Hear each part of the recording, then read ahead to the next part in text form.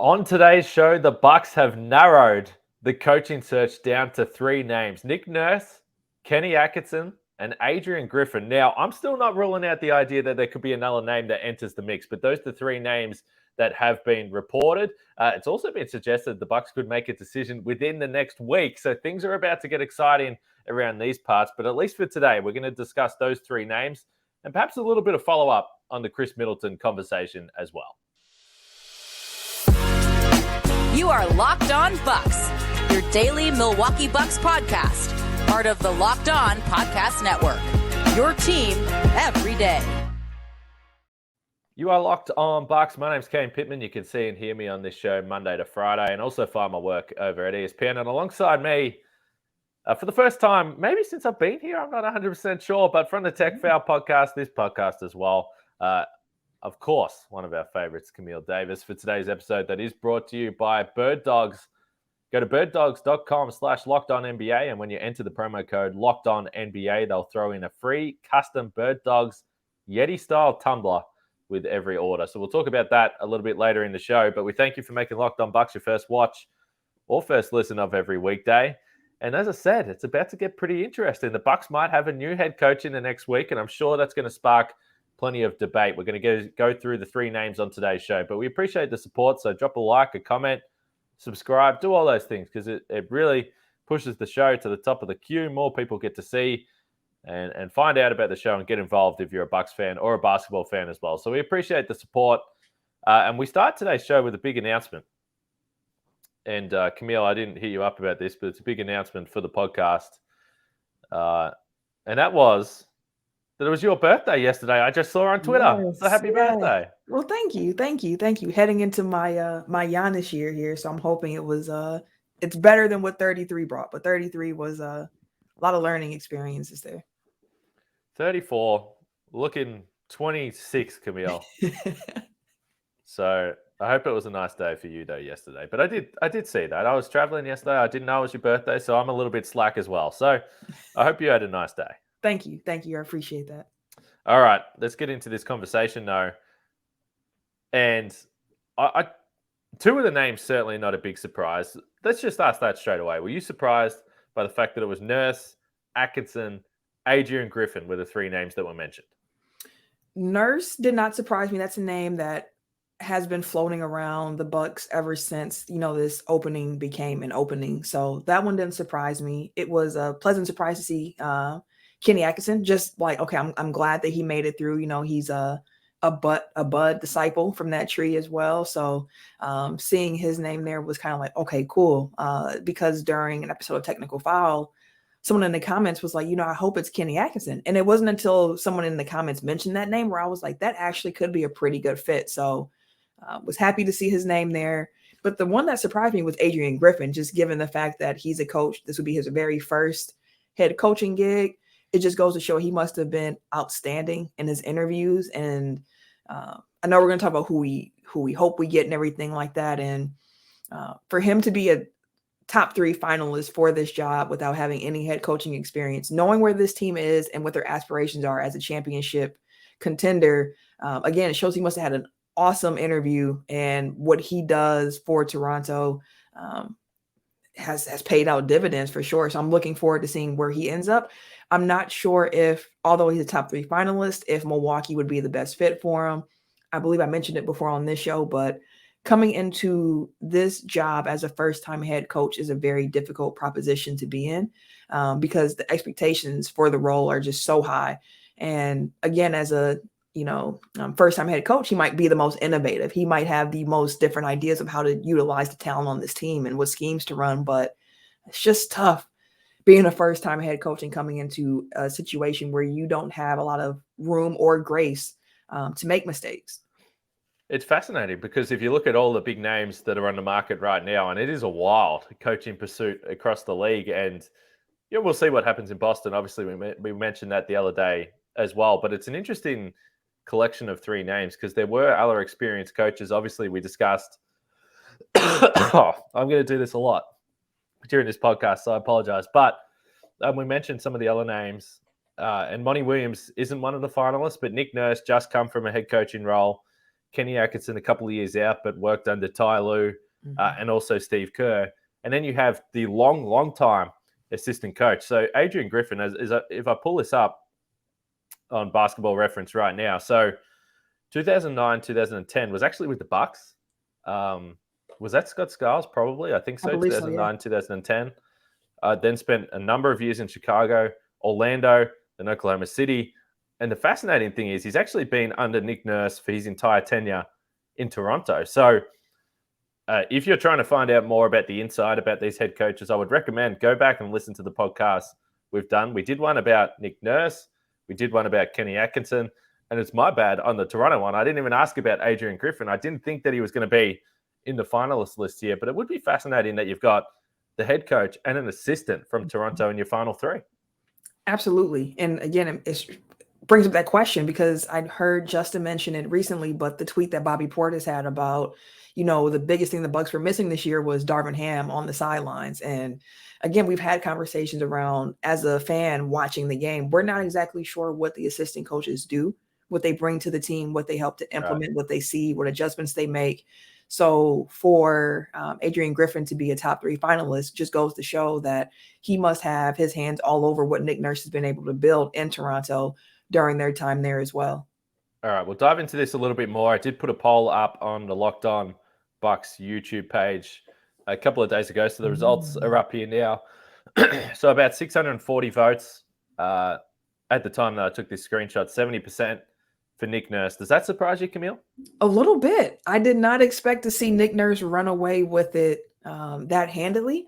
But if I'm sitting here thinking about why that might be, of those 3 names, I guess you would say he is the biggest name of them. And Bucks fans have a lot of experience with Nick Nurse, given the 2019, Eastern Conference Finals, watching what they were able to do the next year without Kawhi when they ran through the league that way, knowing that they have the 6'9", I don't know what you want to call it, experiment they've been running up there in Toronto the last few years, and just also hearing how other players have reacted to Nick Nurse. I know Kevin Durant is somebody who's come out and said, like, oh, before I played Toronto, I'm up the night before. Like, the way Nick Nurse employs his defense, like, it can keep you up at night because you're thinking about what you're going to be seeing because you don't know what it's going to be. And with that being known, with that being understood that he's the biggest name of the 3, I guess it shouldn't be that surprising that he would be winning in that poll. I didn't expect it to be that wide of a gap, but I can understand why it is that way. It's interesting because we've seen a little bit over the last few weeks, and there was some reaction to the Monty Williams news. And all of a sudden, by the way, we get all these comments that the Bucks only won the title. No, the Bucks won the title in 2021 despite Mike Budenholzer. And now all of a sudden, we were starting to get these comments, well, you can't hire Monty Williams because Bud outcoached him in 2021. I'm like, hey, hang on a second. This is the first time I've heard that Bud outcoached Monty Williams in 2021. This is a new story to fit the narrative. So I found that pretty interesting. But, that was a talking point, and you sort of brought it up there. But I think it's a good point you make. It's probably easier to get behind the coach that beat you in the postseason than the one that you beat in the postseason. So maybe that's why Nick Nurse is there. It is fascinating that he didn't get, or he wasn't really meant. I mean, we kind of assumed that Nick Nurse was going to be in the mix, but he wasn't specifically mentioned like these other coaches until, hey, we've got the finalists. Now, maybe the Bucks always knew that that was going to be the case. Maybe they had discussed, at least initially whether Nick Nurse was interested in the job, but it's been at least fascinating to watch that.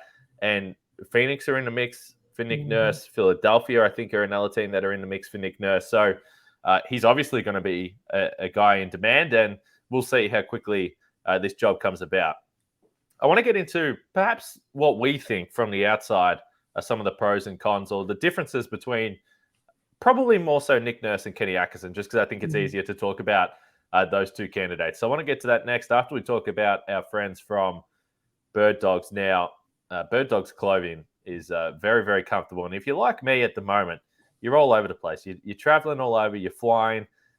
And I'm a shorts guy. Particularly, I've been in Australia. The weather was starting to cool down. I'm boiling hot. I was in LA just sweating. It wasn't pretty. I got to tell you, it was too hot. And there's 3 things that I look for in clothing: fit, comfort, and versatility. And Bird Dogs has absolutely got it all. Whether it's the shorts that you can wear when you're playing golf, or you can wear it to the bar maybe even going out on a date. It's just they're very versatile. They fit everywhere, and the stretchy fabric makes you look great. You look good. You're comfy. You feel good, and that's all you're looking for when you get to Bird Dogs clothing. So go to birddogs.com/lockedonnba, and when you enter the promo code LockedOnNBA, they'll throw in a free custom Bird Dogs Yeti style tumbler with every order. So go to birddogs.com/lockedonnba and check out everything they've got to offer there. Don't forget the code LockedOnNBA, and it doesn't have to be shorts, pants, whatever you can find over there. Check out the clothing, though, because it's seriously good stuff. All right, I already mentioned our appreciation for the listeners for watching and listening to Locked On Bucks Monday to Friday. Continue to do so and support us, subscribe, drop a comment. Let us know where you're at, specifically when it is with Nurse, Atkinson, and Adrian Griffin as well. This conversation, look, it feels like we've been talking about the coaching and doing the podcast on the coaching for weeks now. It might be coming to a bit of an end, which we would appreciate. But we love the support.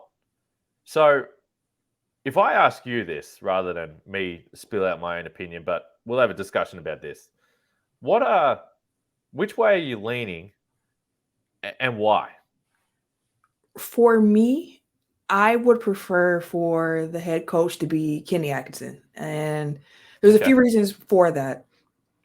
One, he's an analytic-driven guy. And with him being an analytic-driven guy, he is somebody who is not afraid to make changes as need be if the data is telling him this is not working out the way that you thought. Like, he uses the eye test in conjunction with analytics to inform his decisions. From what I've read about him, he is a coach that also is a straight shooter. He's going to say what's on his mind, and he asks that others do the same with him as well. More of like a brain dump of information and kind of trying to figure out what the best ideas are to move forward. Love that about him. Also enjoy the fact that he has been an assistant coach under Mike D'Antoni. He's been an assistant coach under Mike Budenholzer. He's been assistant coach under Steve Kerr. 3 very different coaches when it comes to how they game plan offensively. But I'm just really curious to see what he'd be able to do with that knowledge with this Bucks roster, how he would implement his offense there. Saw what he did in Brooklyn.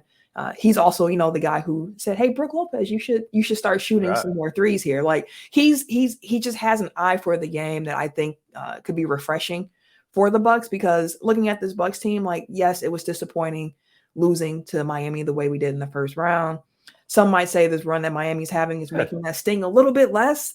But this Bucks team, we know, like, they don't need to completely tear everything down and rebuild in order for them to contend. They have Giannis. They have pieces around him. Of course, we need to see how the summer plays out with what happens with Khris Middleton and Brook Lopez. But I just think that Kenny is the most balanced option between them. And when it comes to Nick Nurse, he's somebody who initially I was not that excited about. Actually, the podcast that you had with the Toronto got you back on board, right? Yeah, it made me say, like, okay, if this is the way we go, I won't be mad, because it what always appealed to me about Nick Nurse was his defensive mind and how he's not afraid to try anything. And to see what he was able to do with Kawhi there makes me interested to see what he might be able to do with Giannis. And I've mentioned it before, especially on Technical File. We've had in-depth conversations about different types of coaches, and Nick Nurse did his best work as a head coach when he had a veteran team that was ready to contend for a championship. He was able to manage that really, really well. And that's the situation that he would find himself in Milwaukee if he was the head coach here as well. So I think that might fit him a little bit better than trying to work with a roster with more player development needed. But on top of that, too, before he got to Toronto, he was known as being an offensive guy. Although we haven't seen that play out over the last few seasons in Toronto, you could ask, is it Nick Nurse becoming more, content? Is it because he lost Chris Finch? What is it there? Or is it just the fact that the roster didn't work for what he was trying to do? So there's a way for me to talk myself into Nick Nurse. The defensive part, like, he's off the charts with that. So that's the part that excites me the most with Nick Nurse. Still have some concerns about just personality types and, the rumors of him butting heads with the front office there and how he might not have had the best relationship with some of his players as well. And that part of it concerns me a little bit, which is why, again, I put Kenny above Nick. But if it is Nick Nurse, and I have a feeling for some reason it's going to be Nick Nurse. I won't be upset with it. I would just personally prefer to have Kenny Atkinson as the head coach. And I think that Kenny also is the kind of coach that could work with the veteran team. We haven't necessarily seen him in that way, but he's been with Golden State the last couple of years and have been able to see how that operation works. But I also think that he'd be a good coach for whatever comes next for the Bucks past this veteran time. If there's a chance that we do need more player development, we've seen that he can do that as well from his time in Brooklyn. So he seems like a coach that could weather a few more different storms than what Nick Nurse could as well. So I'm curious whether you agree with this. So, and I've been looking at this entire offseason, and it was funny because we had a comment from Dane, who gets in the YouTube comments a lot. And he was kind of suggesting that we didn't discuss the idea of Giannis, not being a guarantee to stay here. But we did discuss this a few weeks ago, and we openly said, and I said, I think it's good that the Bucks are under pressure, because if you are sitting back and thinking that you can do whatever you want and Giannis is going to stay, you're kidding yourself. You need to continue to show him that you're going to win. You need to pull the right moves. You need to bring in the right head coach. You need to continue to spend money. So the Bucks are under pressure. So I've looked through this coaching search about what would be the most risky move, what would be the safe move, and then you sort of determine where the Bucks fall in that. So if we have these three names, if you're asking me, and I'm curious whether you agree and whether our listeners agree, but the safest out of these three, I think, is Kenny Atkinson, because you know the culture is a tick, because he's been with Bud, he's been in those scenarios. Now he's been, well, you talk about the Warriors, but Steve Kerr and the guys that have been around a long time. So the culture's a tick. Development was a tick from those years in Brooklyn. Offensive mind in Golden State, you mentioned the analytics. He's got a lot of credit for that. So just a lot of the boxes are ticked.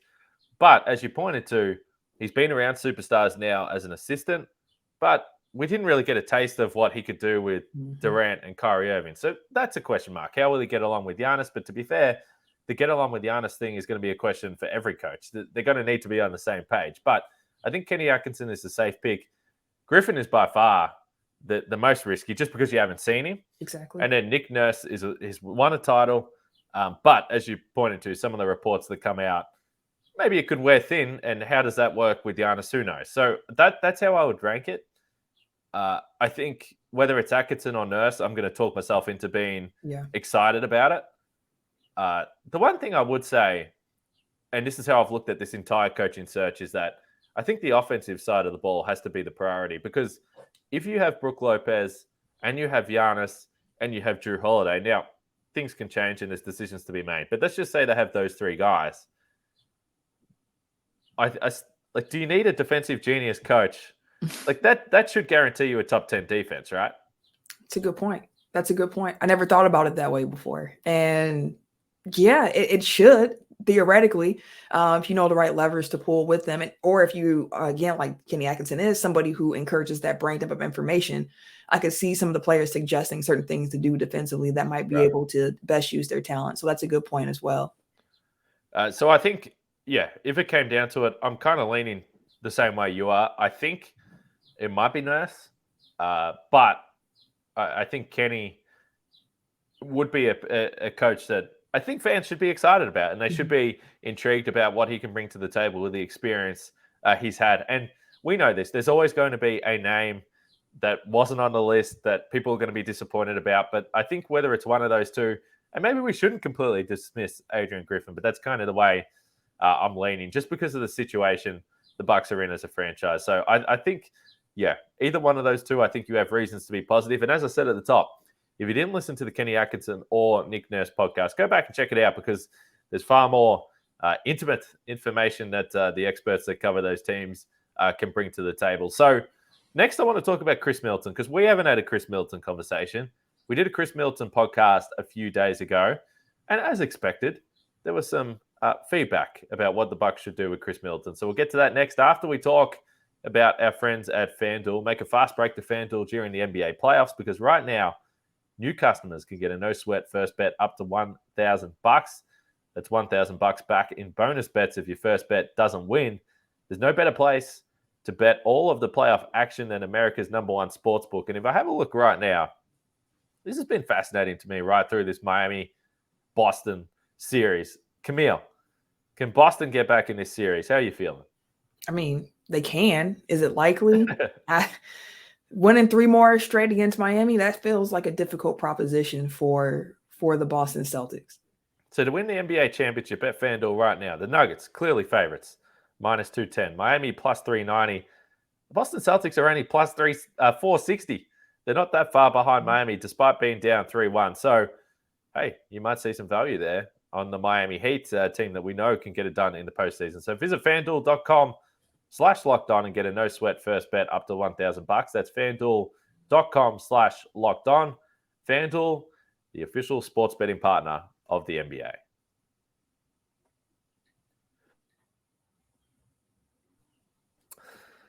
All right, Camille.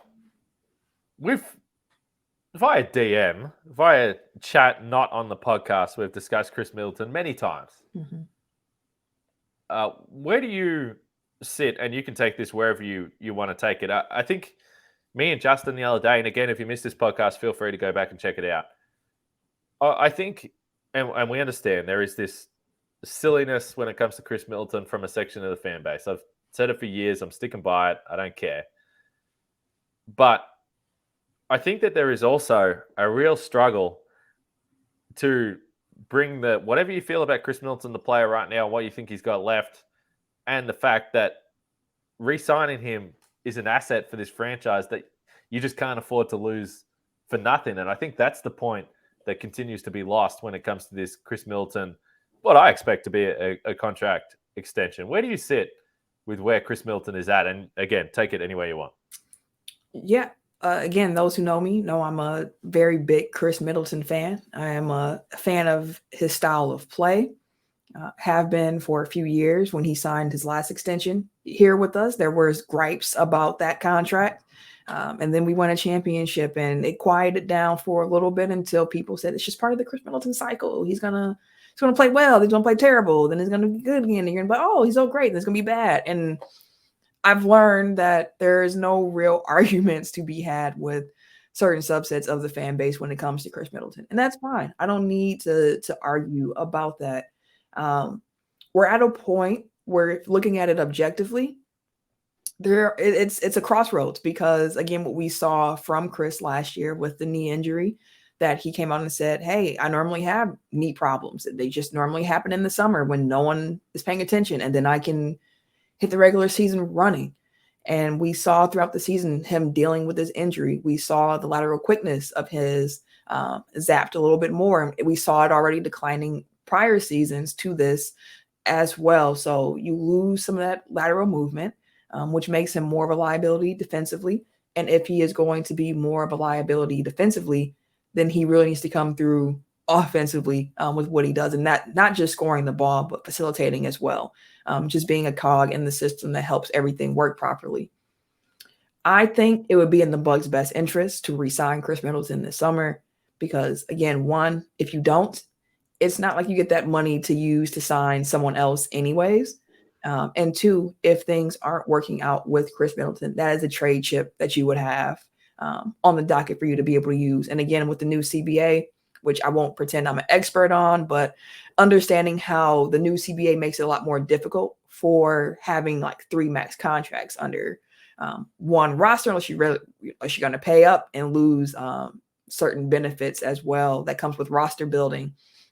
I just think it's important for the Bucks to re-sign Khris Middleton, regardless of if he's here the next 4 to 5 years or if he's traded at the deadline. It's just it's a contract and a trade chip and an asset that the Bucks can't lose, period, in my opinion. Oh, you're on mute.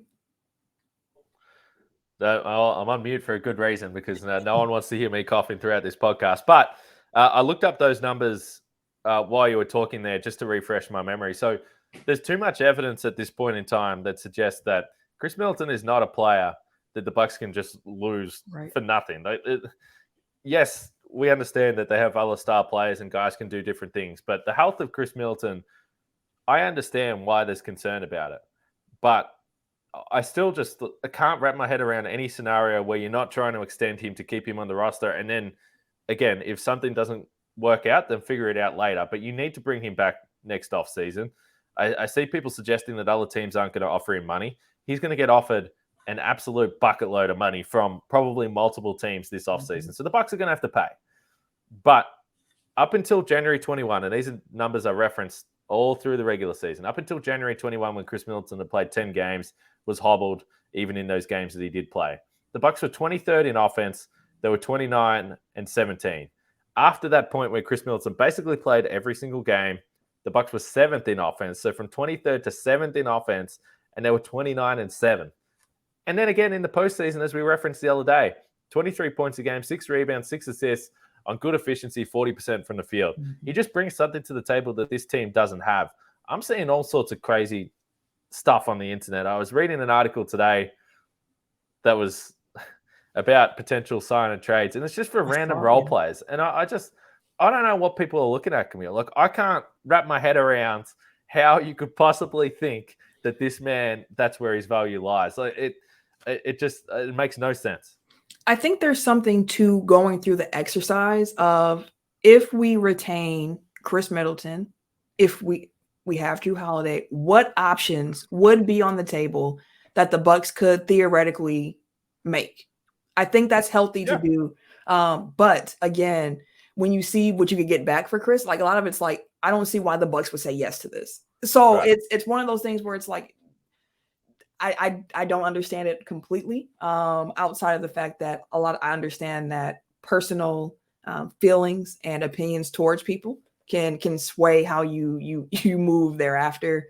And there are some people who won't want to admit that they're wrong. I mean, even during the finals run where Khris Middleton actually, quote unquote, showed up in some people's eyes, there were still some people who were mad that he did so. And I was like, we won a championship. Like, is it that serious? Like, you want to be right that bad at the expense of your team's success? Like, that's what we want to do now? Like, it's all right to be wrong. Everybody's wrong from time to time here. So when it comes to Khris, again, I am in the same boat as you, where I think it's important for the Bucks to retain him. And again, even if it turns out that, it's not going to work on court, which I don't see that being a thing, but if the Bucks decide to go in a different direction, then at least you have another asset that you could use to trade, because Khris Middleton is somebody who is valued by teams around the league. I mean, we've already heard his name pop up in Houston, along with Brook Lopez, of, it's a spot that's going to be trying to get both of them. So yeah, I don't know why people would think that he's not important or a crucial piece of what the Bucks have built here. Yeah, it's just complicated. I think that's the big thing. It's not as simple as get rid of him. Should have got rid of him a year ago. It just doesn't work like that. That's not the situation that the Bucks are in. So it'll continue to be a talking point over the next few weeks, I'm sure, as will the coaching search. So, who knows? Every day I'm waking up now wondering, today could be the day. So obviously, as soon as it happens, we'll have a podcast after that. But we're going to continue to discuss all things Bucks right through this week. Frank's keen to get back on a podcast. He messaged me the other day. So we'll have Frank back on soon. We have to do the salary cap conversation at some point in time as well. But let us know what you thought about today's show. Atkinson, Nurse, Griffin, if you have a preference, let us know and why. And we will be back tomorrow, of course, for more Locked On Bucks.